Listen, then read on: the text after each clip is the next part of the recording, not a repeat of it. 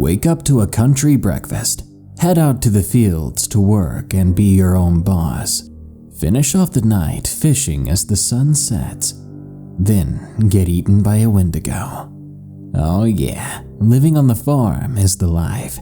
But you can't deny that these rustic places can be the most creepy places in all of America, or any country for that matter. So let's see just how creepy farms can get with these allegedly true horror stories from farms. If you want your story narrated, all you gotta do is share it with us at darkstories.org. Chased down the back roads from Bouncing Brick. This took place in the spring of 2018. I live in the farmlands of Wisconsin, and there are trees everywhere. I was with a friend of mine at her house out in a rural village. We were bored, so despite the looming threat of rain, we decided to go for a walk down some of the back roads. There are houses here and there down those roads, but it's mostly just fields of cows, horses, and crops. We headed south down one of these roads, and after walking for about 10 minutes, we came across a dump site in the woods. It was a place where people dumped crap that they didn't want anymore, filling up this ditch. We found this to be odd because my friend that lived in that area her whole life never knew this was here, had never heard or seen it before. There was a bit of everything dumped into that ditch. Old televisions, new shoes, even an old Glock and a trailer. Even stranger, I decided to poke around one of the spots that wasn't so far down, and I found deer legs. Not the whole body, but just the legs from the knee down. In fact, there had to have been 8 or 9 individual legs like that. This was creepy. We decided to check this out more on the way back. We kept walking south down the road. We wound up talking about supernatural things, ghost stories, and the like, only making us more spooked. Eventually, we had to turn back. A few minutes into the journey back, though, we heard something that gave us pause, something that sent chills down my spine. It was the sound of a little girl giggling coming from the forest nearby. After a moment of being creeped out, we decided that it was just a nearby family, just a little girl playing outside. When I pointed it out to my friend, she told me that she knew everyone in this area, and we were over a mile away from anyone. Nobody was supposed to live out here. A girl of that age should not be alone this far out either. We decided to start power walking then, ready to get back home fast. We were beginning to near the dump site again, and I had the worst feeling coming over me. I wanted to run then and there. The sun was getting close to setting, and the darkness of the trees petrified me. My friend, however, slowed her pace and walked to the edge of the ditch, staring down into the trees. I heard sticks beginning to crack from within the forest. There was someone out there. "We need to go," I said to my friend as I ran up to her and grabbed her arm. "Please, let's just leave." But she was frozen, staring in the direction of those noises. After a moment, the location of the sounds shifted. Whatever was there, it was huge, snapping branches with ease. It sounded like it was in the trees. As the thing drew closer, this seemed to snap her out of her trance. She grabbed my arm and yelled for us to run. We sprinted down that old road, hearing the snapping keep pace with us for a solid half-mile until we reached the edge of the village. We got back to her house and locked ourselves in her room. I had to go home that night, and I wished that that was the end of it. I live in the country just outside of a different village. My house is bordered on one side by a farm, and on the other 3 by fields and woods. That night I heard scratching on the siding beneath my window. I checked to see if there was anything there, but by the time I made it to the window, the sound stopped and there was nothing and no one outside. Over time, it got worse. It wasn't just scratching, but each night, something would throw itself against my window randomly throughout the night, never failing to horrify me and make me jump. I still hear it every once in a while. Honestly, I can't wait to move, because when I'm home alone out here, I fear for my own life. Goatman in the Ozarks, from Daniel B. This encounter took place during Easter weekend. My dad wanted to spend Easter with my grandmother, who lived by herself on a small cottage on some farmlands in the Ozarks in Missouri. Her place was surrounded by a large forest. Whenever we'd go visit my grandma, she would always tell us about the strange noises she would hear coming from the forest at night. We got there one late afternoon on Saturday, and me and my dad shared a few drinks together before we all headed off to bed to get ready for the egg hunt the next day. Around 1 in the morning, I woke up to use the bathroom. I headed downstairs to do my business. After I finished, I made my way back from the bathroom before stopping as I heard my dad call out for me. I went in the direction of the voice and noticed that it sounded like it was coming from outside. I began to make my way to the front door before noticing something that stopped me right in my tracks. There on the couch was my dad, who had a few empty beer bottles on the floor around him, but was very much blacked out.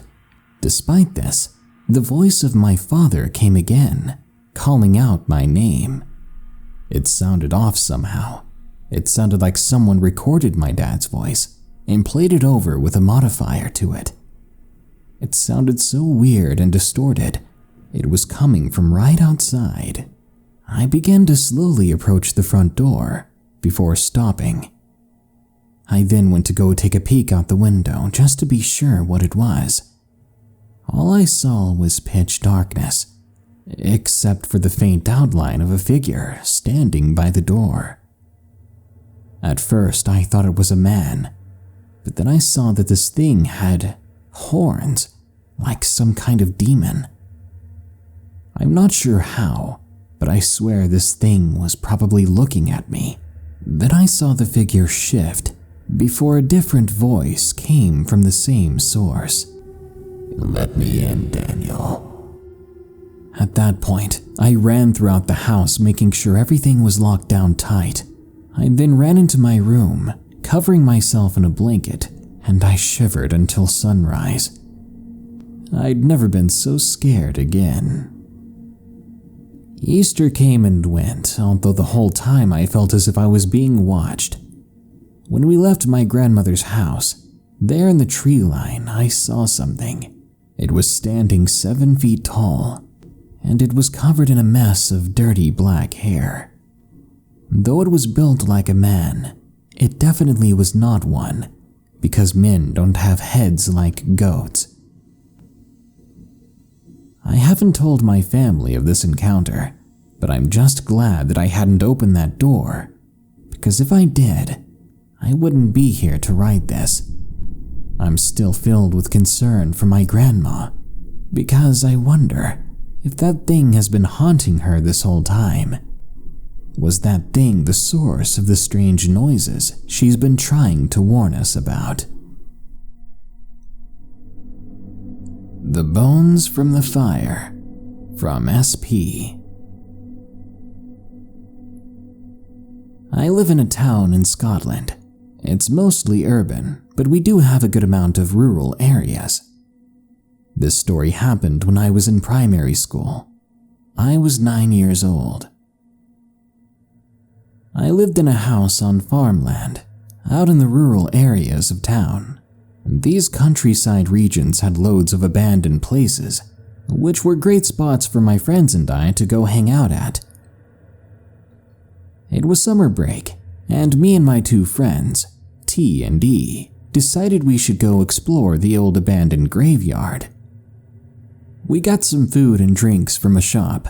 Then we went down the long narrow road that led to the old gravesite. We passed several farms and joked about the smell of cow manure coming from E, and were making other dumb 9-year-old jokes until we made it to the graveyard.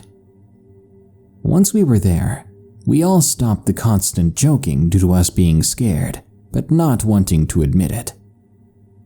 The graves were covered in moss, with many of the names covered and unreadable. Bottles and cans of empty drinks lay all over the graveyard. The trees made the entire area darker. We climbed up onto the old broken-down small building and sat there eating our food and drinks. After a few minutes of laughing together, T stopped and began to stare outside of the graveyard towards the open area near the river. I then looked towards where he was looking. I saw a group of people around a fire. We could slowly start to hear them shouting things. Then a car came up to the graveyard and parked just outside, but no one got out. The three of us decided we would take another way back, then ran up the hills that would take us eventually back to the houses once we ran far enough. While we were running, we could still hear those people shouting, and then someone screamed like they were being killed. I didn't look back, but T did. Apparently, the group of people saw him and shouted at him to come down to help them. We just kept running after this. After half an hour, we were near the houses and a store, but were still on the farmland. I tripped over as I'd been running too long, which was actually good luck because when T passed me still running, he ran into an electric fence that we hadn't seen. E had to pull him off of it. T was left with a pretty bad scar, a reminder of this terrifying event. But it wasn't over, because this fence was blocking our path back home, so we had to retrace our steps back. When we got to where that group of people were, we were careful and quiet, but we saw that they were gone. Relieved, we began to walk through their campsite, just ready to be out of there. E saw that the campfire was put out and noticed something in it. He ran over and then shouted at us. He told us to follow him to see what was in the campfire. When I did, I was terrified. There were human bones among the ashes. We ran as fast as we could out of there, in complete disbelief and terror at what we'd just seen, hoping that it was fake, hoping that this was a prank on us. I know we should have told someone, but we didn't, and to this day, it remained our little secret.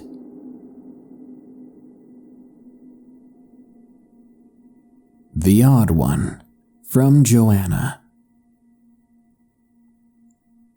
I'm a 20-year-old girl striving to become a vet assistant and to hopefully have my own vet one day. I've always loved animals.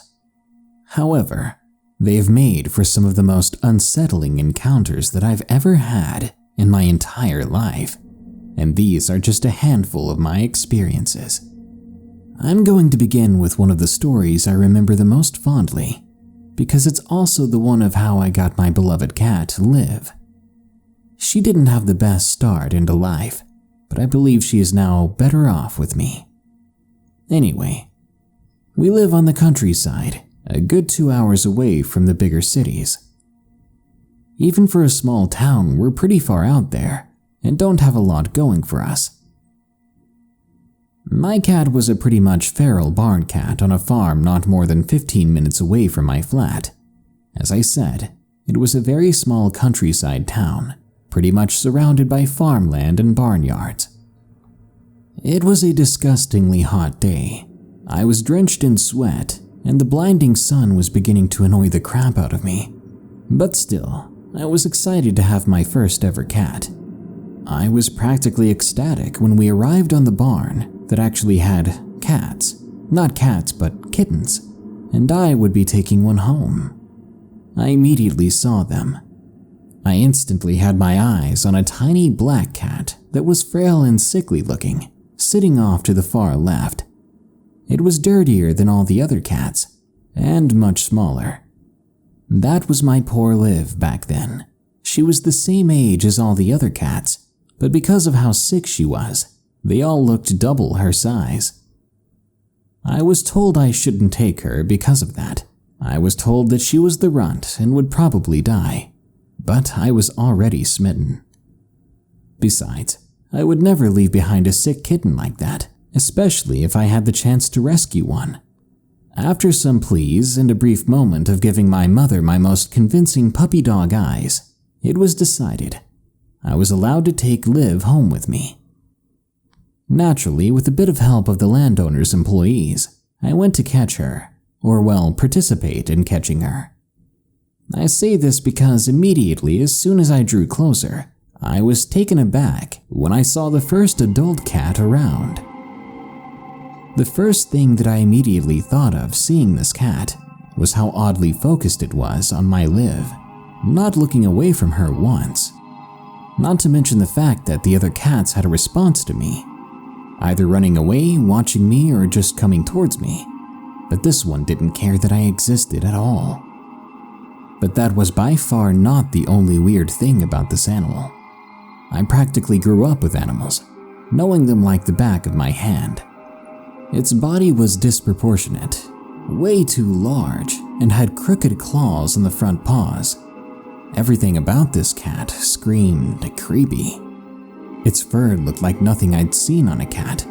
It was so dry like straw. My animal-loving self had never not wanted to touch an animal, up until that very moment. As the cat continued to fixate on Liv and ignore me, I'd spent enough time on observing it to miss that they had caught Liv. I noticed this because Liv let out a hiss so ferocious and a scream so loud that the odd cat thing jumped off the fence it had been perched on, moving in a way unlike any cat I'd ever seen. There was no graceful leap, no movement at all like a normal cat jumping from a high place. Imagine picking up a cat and dropping it to your feet. How it would land all awkwardly on all fours with a deep thud. That's pretty much what this was like. After this, it began to trudge menacingly after the person that carried Liv. It was creepy to watch it walk like that. It didn't even have a tail. Not a stub either, like the thing did not even have a tailbone. I wanted to feel bad for this cat, but the way it acted, the way it looked, it seemed so unrealistic and scary looking that I was sure that the heat was just getting to me. My mother called me over when they finally managed to put Liv into the transport box, but I was so fascinated with this hideous cat or non-cat thing that I slow-walked my way over alongside it. Its attention was still entirely on Liv, even as she was long out of sight. Sitting barely a meter away from the box, the odd cat opened its mouth disturbingly wide, then sat motionless, none of its body moving at all, as the sound of an odd yowl came out of it. There was no twitch, no bending of its whiskers, no blinking, just a noise that sounded more like a person trying to pronounce a yowl than a cat actually doing it. I crouched down alongside it in an attempt to get it to meow again for me. But the one time I got it to look at me, the only time, it narrowed its eyebrows the way a person would to scowl at someone. I'd never seen such hatred in an animal's face. It was so human-like that it frightened me. I was almost happy to leave that place, if only to get away from that weird cat.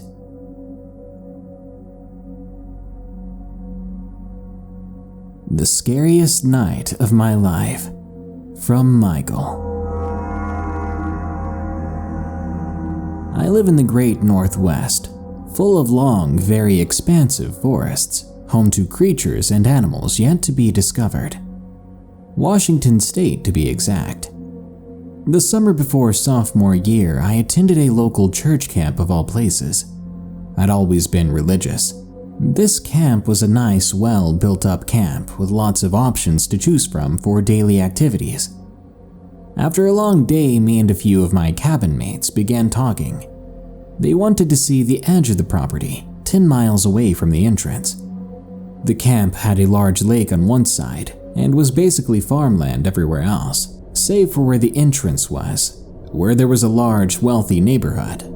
I agreed hesitantly to join them on their journey. It was late that night when we left, around 11:30.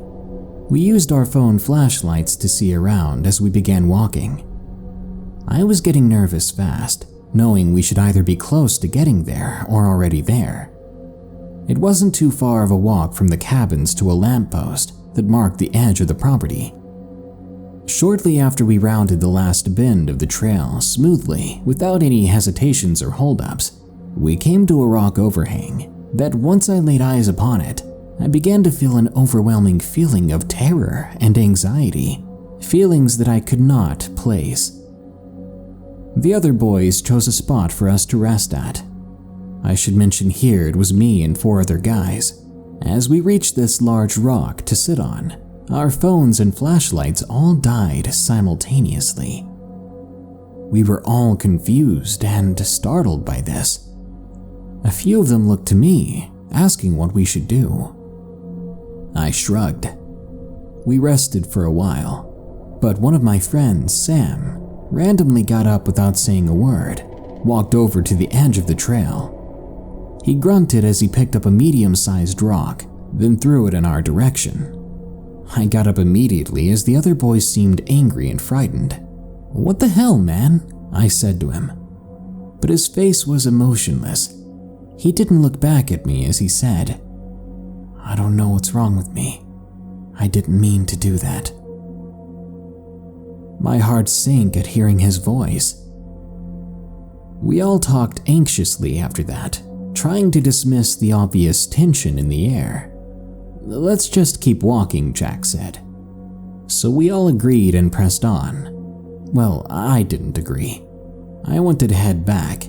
In my mind, things could only get worse from there. As we carried on, I was at the back of the group. When I looked up, I counted 4 figures, 5 in the group as usual. Some time passed, and I looked up again. I wasn't trying to count the figures in the group, but I did anyway, sort of like how you see a sign and instantly read what's on it. But when I counted them again, there were 5 figures in front of us. Our group was now made up of 6 people. When I rubbed my eyes, confused, and looked back, there were now 6 people in front of me. A group of 7. There were 2 unknown figures in our group walking amongst us, and the other boys hadn't even noticed. This kept happening as more figures appeared, until there was a group of about 20 of us in all, and I swear that I could hear them making low and raspy whispering noises around us. I was horrified, but too scared to leave the group. Instead, I wanted to remain calm, trying to build up the courage to tell my friends, but I couldn't bring myself to, because it didn't make sense that the boys hadn't seen these other figures. It made me scared that if I did say something, every one of them would turn around and I wouldn't see a familiar face among them. These figures followed us all the way until the chapel was in sight. As soon as we came close to it, they seemed to just fade away. So did their whispers and hisses. When they were gone completely, I ran back full speed to the cabins, face tearing up. The boys ran after me, checking if I was okay, but I told them that they wouldn't understand. When we came back, the counselor and camp leader were standing there waiting for us. They were furious until they saw my current state of despair. I pulled them outside and out of earshot of any of the other cabins. I quickly explained everything through sobs, apologizing for agreeing to assist with the boys' mischief. They dismissed the mistake and told me to follow them. They led me to my feared destination. According to the counselor's phone that I'd caught a glimpse of, it was 3 a.m. The worst possible time to be out here. We walked past the chapel into the deeper part of the trails with flashlights. They told me that we were going to pray. I remember closing my eyes, hearing powerful, piercing whispers.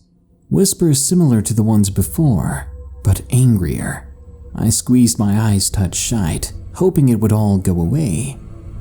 When I opened them, I was in the nurse's cabin. What had happened? She was telling me that breakfast was ready in the mess hall. But first, I wanted to know what happened to me. I was told that I'd been carried back from the woods after passing out while my counselor and camp leader had prayed. I still don't know what was up with that land. I have no idea what those strange whispering entities were or what they wanted, but I feared them. I feared them more than anything else.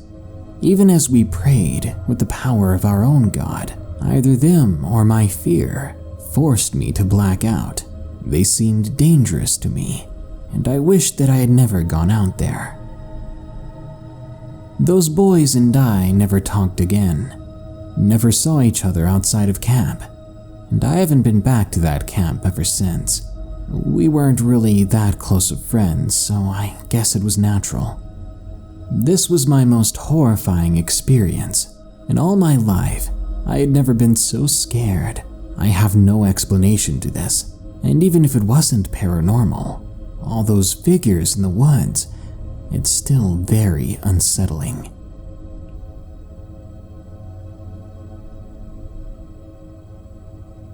Fresh farm-grown food is great. A farmer's lifestyle will keep you in shape and active. Farming provides sustenance to everyone. So farming is pretty great. Well, I'll accept for the part where the land is undoubtedly haunted and riddled with monsters and creeps. That part is easy to forget, until you wake up in the middle of a cornfield with something chewing on your toes. Good night. If you enjoyed this episode of Darkness Prevails, be sure to like, share, comment, and subscribe.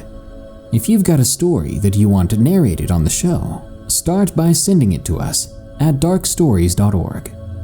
If you want to support the show, check the links below to donate via Patreon or get yourself some of my merchandise.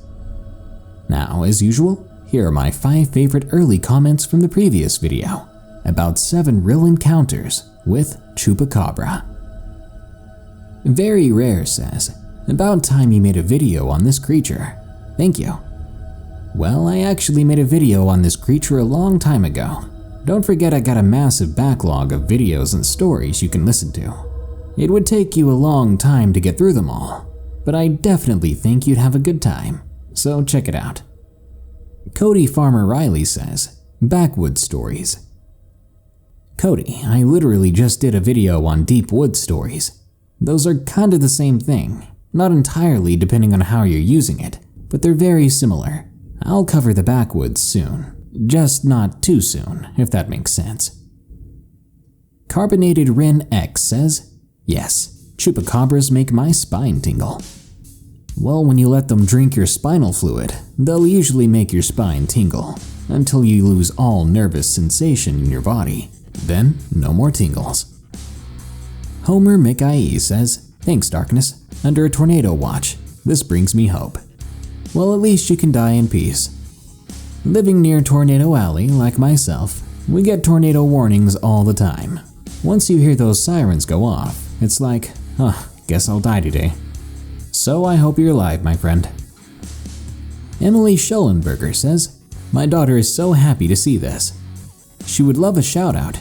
Her name is Alayla." Well, that's a pretty name you got, Alayla, and I hope you hear this shout out. Also, the name Schellenberger makes me oddly hungry. It's probably the burger part. Yum. Chelsea Powers says, "Woohoo, trying to get up there in the top. Love your videos, Darkness." Well, Chelsea, you've got the powers because you're up here in the comments today. Oh, I cringed the entire time I said that, but congrats. Well, that brings us to the end of this Darkness Prevails episode. Thanks for watching or listening. More scary stories are on the way soon, so stay tuned. Until next time, here are the credits to my amazing patrons who continue to donate. They're the bestest people. Remember, stay safe out there and stay creepy, because this world is a strange one.